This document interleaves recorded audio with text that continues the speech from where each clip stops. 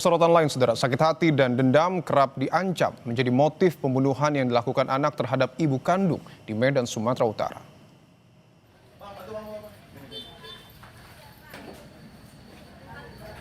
Polisi menyebut pembunuhan dipicu oleh perlakuan korban yang kerap melakukan kekerasan dan ancaman terhadap anggota keluarganya. Sakit hati memuncak setelah korban menghapus aplikasi game online di ponsel pelaku.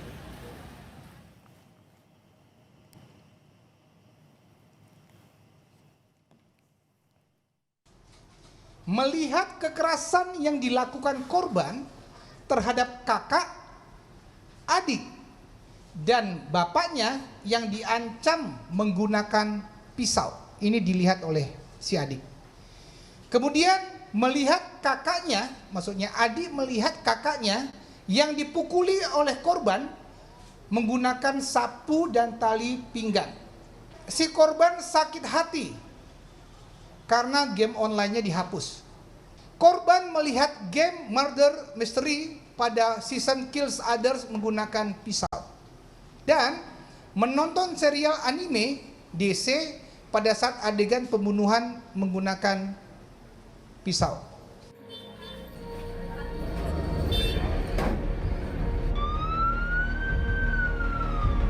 Tak ada yang menyangka seorang ibu meregang nyawa di tangan anak kandungnya sendiri seperti yang terjadi di Medan, Sumatera Utara. Sang ibu ditemukan meninggal di rumahnya dengan sejumlah luka di tubuh. Sakit hati menjadi motif sang anak tega membunuh ibu kandungnya. Psikolog forensik Irna Minauli menyebut anak yang berkonflik dengan hukum merupakan anak yang cerdas.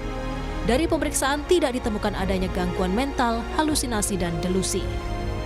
Memang secara psikologis anak ini juga masih labil secara emosional ya. Jadi ada keinginan agresivitas yang cukup tinggi, empati yang mungkin masih kurang berkembang, kemudian juga kurang berinteraksi secara sosial ya. Tetapi hal ini juga lazim terjadi pada anak-anak remaja ya. Anak remaja mana yang nggak keras kepala, anak remaja mana yang nggak pemarah misalnya. Jadi ini overlap antara kecenderungan conduct disordernya dengan fase perkembangan remaja yang dia alami gitu ya. Jadi kalau dilihat kemungkinan terjadinya peristiwa ini bukan karena adanya gangguan kesehatan mental ya. Jadi lebih ke arah misalnya pengalaman kekerasan yang dialami, yang dia saksikan. Dinas Pemberdayaan Perempuan, Perlindungan Anak dan Keluarga Berencana Sumatera Utara menyebut akan mendampingi anak yang berkonflik dengan hukum, mulai dari menjalani proses hukum hingga di persidangan. Kasus pembunuhan ibu di Medan terjadi Rabu pagi 10 Desember silam. Korban ditemukan dalam kondisi penuh luka di kamarnya di lantai 1 rumah pukul 5 pagi oleh anak pertamanya. Kondisi sang ibu mengenaskan dengan sejumlah luka senjata tajam. Sang suami datang dan melihat anak keduanya memegang pisau, lalu melaporkan kejadian ini. Sebelum ambulans datang, nyawa korban tak tertolong dan meninggal. Korban dievakuasi ke Rumah Sakit Bayangkara Medan untuk diotopsi. Tim Liputan, Kompas TV. Kita akan mengupas lebih dalam kasus pembunuhan ibu oleh anaknya bersama kriminolog Hanifah Hasna. Mbak Hanifah, selamat malam. Selamat malam, Mas Dipo. Mbak Hanifah, polisi menyebut bahwa dendam dan sakit hati menjadi motif anak berkonflik dengan hukum melakukan pembunuhan. Apa yang kemudian bisa Anda cermati terkait kasus ini? Baik, sebetulnya anak dengan orang tua. Pada saat posisi sang ibu sedang tidur, apakah kemudian cara anak, membunuh ibunya ini ada pengaruh dari paparan game online juga? Maaf, saya kehilangan kalimat Mas Dipo yang terakhir. Apakah kemudian paparan game online juga mempengaruhi, sekali lagi, cara sang anak membunuh ibunya, Mbak Hanifah? Iya, benar sekali. Bahwa sebetulnya bukan hanya paparan, tapi yang pertama adalah kondisi emosional anak. Hampir semua anak mereka terkontaminasi konten-konten kekerasan. Tetapi kenapa anak yang lain tidak melakukan kekerasan? Karena secara emosional mereka dalam kondisi yang sehat. mereka bisa meregulasi emosi, mereka diterima oleh keluarga sehingga kondisi-kondisi yang tidak nyaman itu tidak berakhir dengan perilaku destruktif.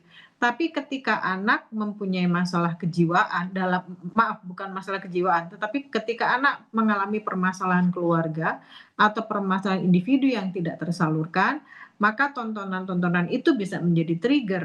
Bahkan mereka melakukan copycat dari yang dia lihat untuk diaplikasikan untuk menyalurkan kemarahannya. Termasuk dengan mencontoh game online yang kemudian dimainkan, Mbak Hanifa, begitu ya?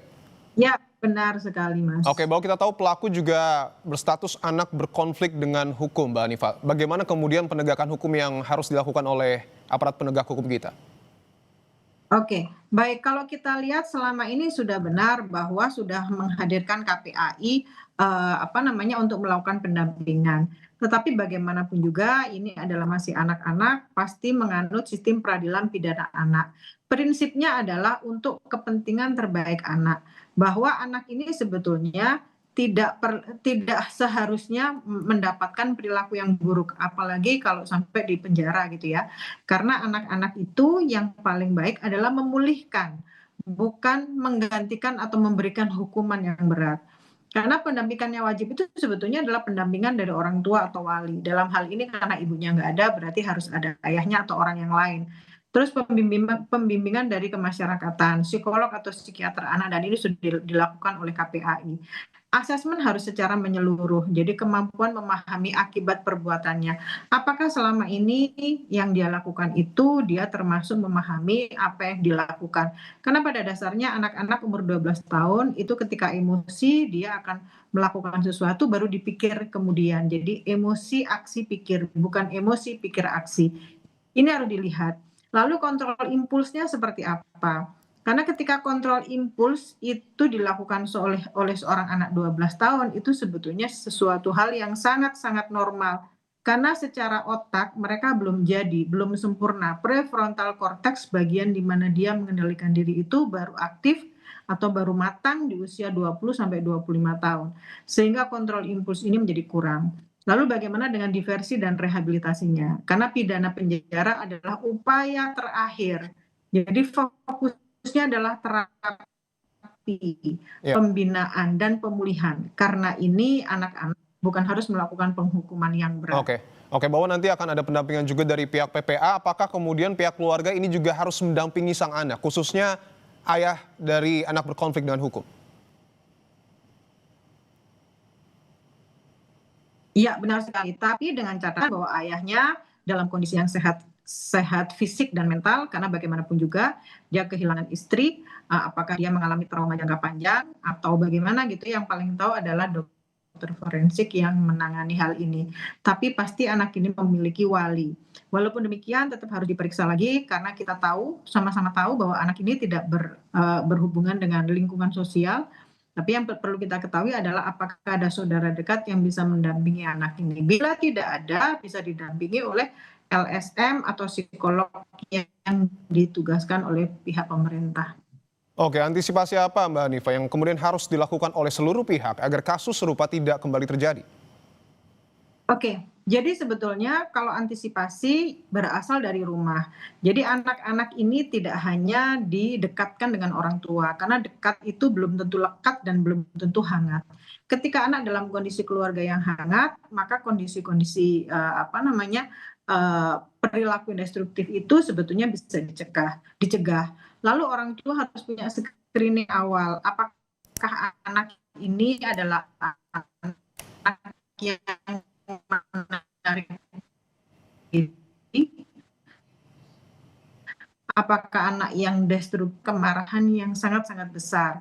Terus kita harus lihat lagi faktor eksternal yang berkontribusi itu bagaimana? Apakah terus media sosialnya seperti apa? Karena bagaimanapun juga Baik. anak-anak yang pelajarannya melalui teman. Kalau sekarang teman bisa, tapi yang paling besar adalah mereka melakukan pembelajaran melalui media. Jadi orang tua tidak boleh anteng saja ketika anaknya diam di rumah hanya mengkonsumsi media, tapi dia harus tahu sejauh mana mereka terlibat dalam kekerasan begitu. Baik, terima kasih untuk informasi yang kemudian Anda berikan, kriminolog Hanifah Hasna. Terima kasih telah bergabung di Kompas Malam.